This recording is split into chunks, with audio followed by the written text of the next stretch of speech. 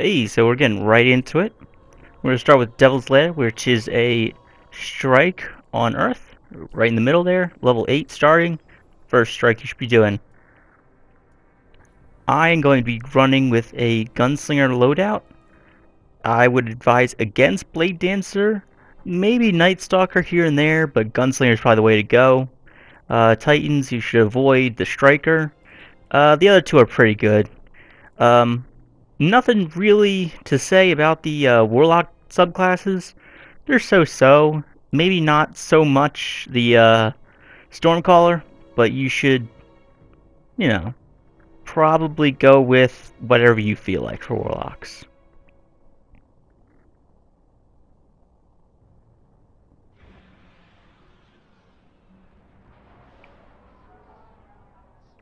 The fallen will continue to claw at the walls of our city unless we strike them down. Beneath the ruins of the Cosmodrome, in the shadow of an old colony ship, we've located the House of Devil's Lair and the High Servitor, feeding them their strength. We must destroy this machine god and send their souls screaming back to hell.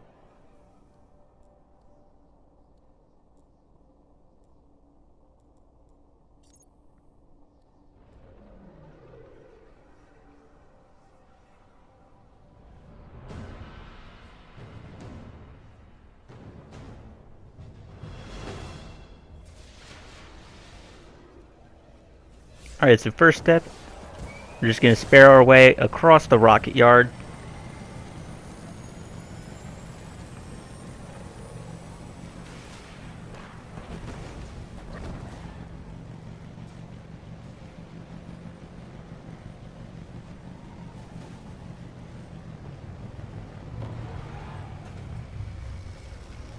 This strike has three main parts. One is a three-part wave-based attack.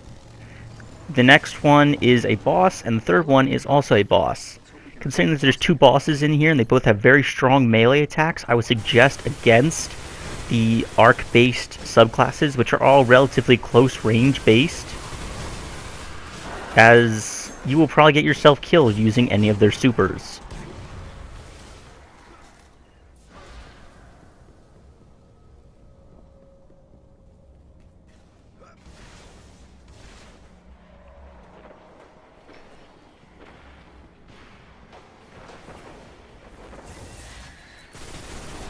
So this is the area we'll be doing the first part of the strike, which is the wave-based attack. I'm going to take out everyone here, and then we're going to go up to the console and release our ghost. We'll scan it, and we'll wait until the first wave comes out.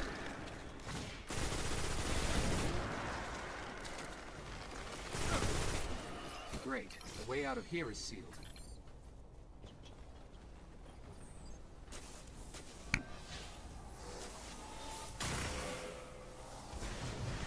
I always suggest staying up here for a little bit. Pretty complex. It's alright. It's what I usually do. The first wave and the second wave are all fallen. The third wave, though, it contains some hive, including a hive wizard. My friend here unfortunately decides to get out of this area, which is rather well protected, and we do get into some rather risky business, but we do pull through.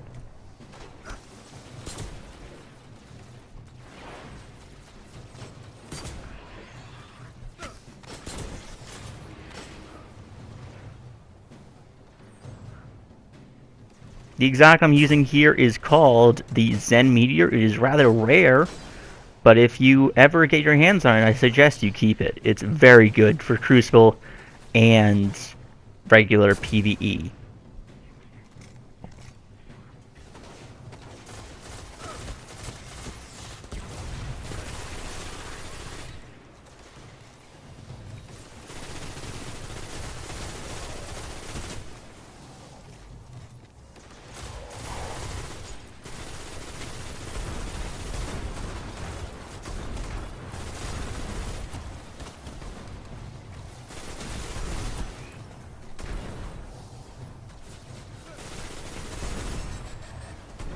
Fallen are getting smarter. It's like the entire system is wired to a... I'll work faster.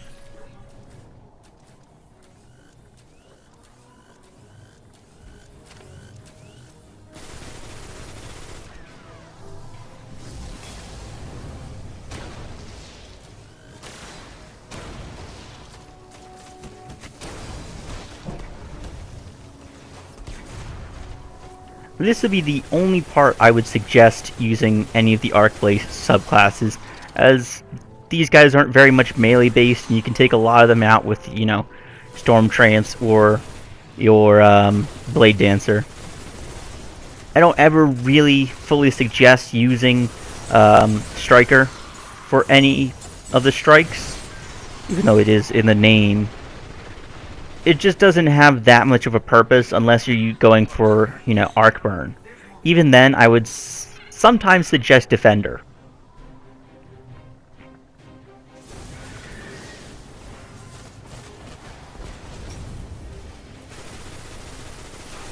This is the third round, and we are getting the Hive, which includes one wizard. And soon enough, on the right will appear a Baron, which is a captain with a bit more health than normal. He's pretty easy to take out, but if it's your first time, it could be quite a challenge.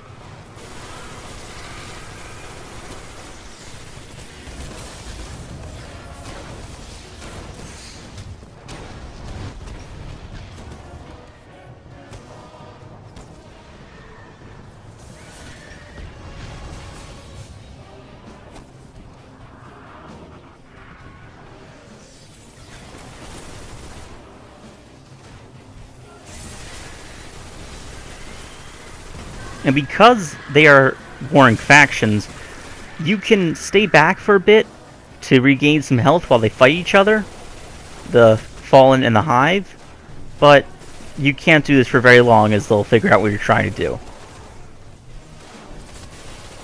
The snipers also, for the most part, will only attack you.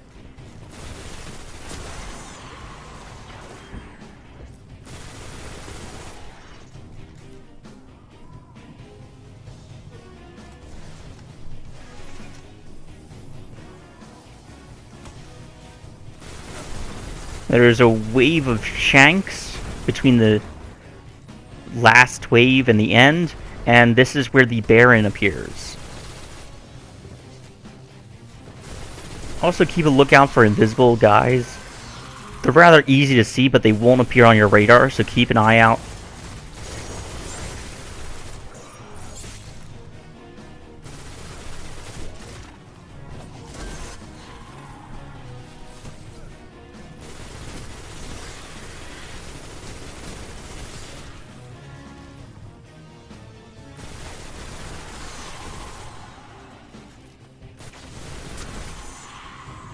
Alright, the Baron's coming up here through the middle.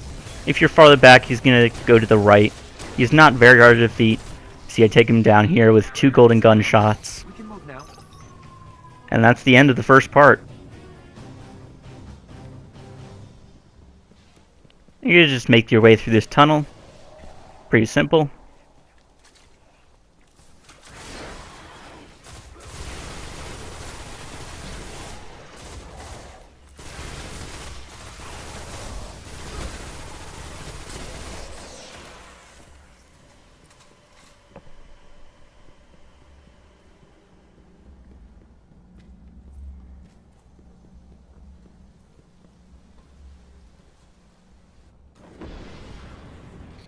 This is the first boss. It is a spider tank, and I suggest you stand up here and use your sniper rifle until you're out of ammo, just to get some damage on him. Back in year 1, we would end up using our icebreakers, but that's no longer a thing, so just use whatever sniper rifle you have. To take out this boss, you have to shoot the legs until one of them explodes. He'll then kneel down and expose his core, and shooting that will do excessively more damage. He has a very strong melee attack if you get close, and will do a lot of damage to anyone. It won't kill you if you're using your super, but it will most likely kill you if you aren't. A group of captains and 2 fallen vandals will come up here every so often. Just stay aware of that.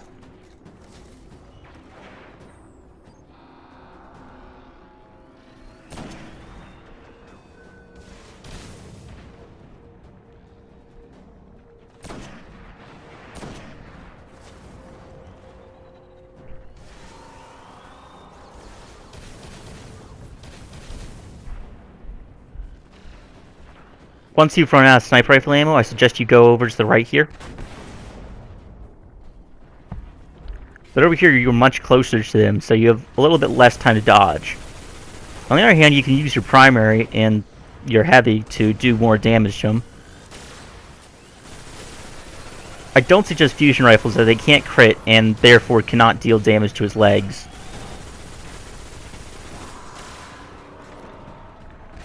When you see the red laser aimed in your direction, run, because it releases a rocket that does an excessive amount of damage. Fortunately enough, I was kind of behind that forklift, and I could avoid most of the damage.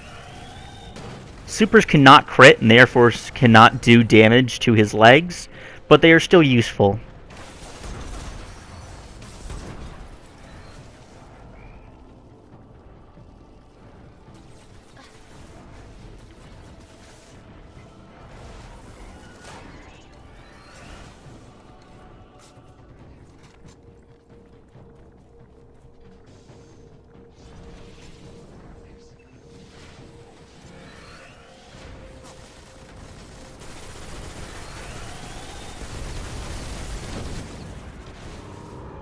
Watch out, when this enemy goes down, he explodes, and that can do enough damage to kill you.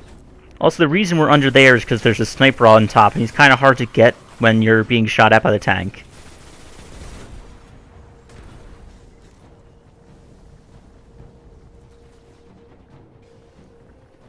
And that was the second part of the strike. The final part is the boss, which is a large servitor, which is the purple ball guys that you see with larger groups of enemies. This is the Devil's Lair.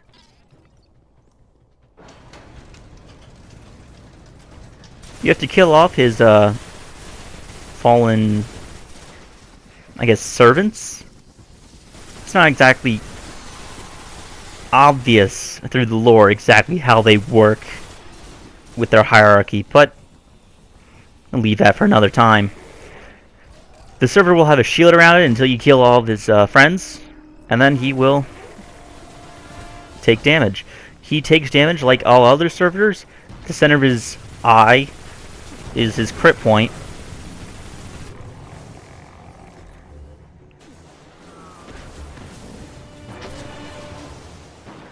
Aim your rockets well, as he has a tendency to move very quickly in bursts when you get too close to him.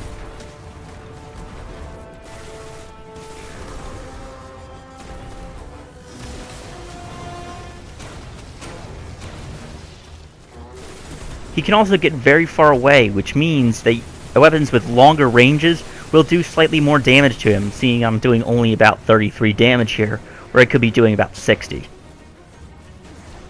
Rocket launchers, as they don't exactly have range, are really good in this.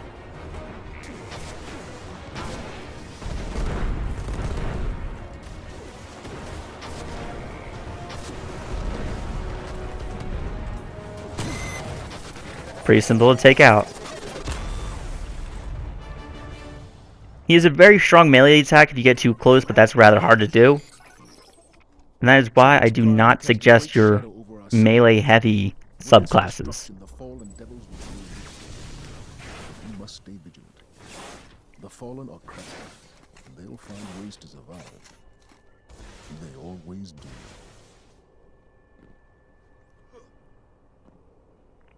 Anyway, a little bit of an epilogue here. Personal stuff. I'm getting a new microphone, pop filter, all that stuff later tomorrow. And if my audio sounds like shit, that's the main reason I am using a microphone attached to a $20 headset. It's not very good, but it will get better. So, thanks for watching. Subscribe if you want more. Like if you liked it. Dislike if you didn't. But tell me why.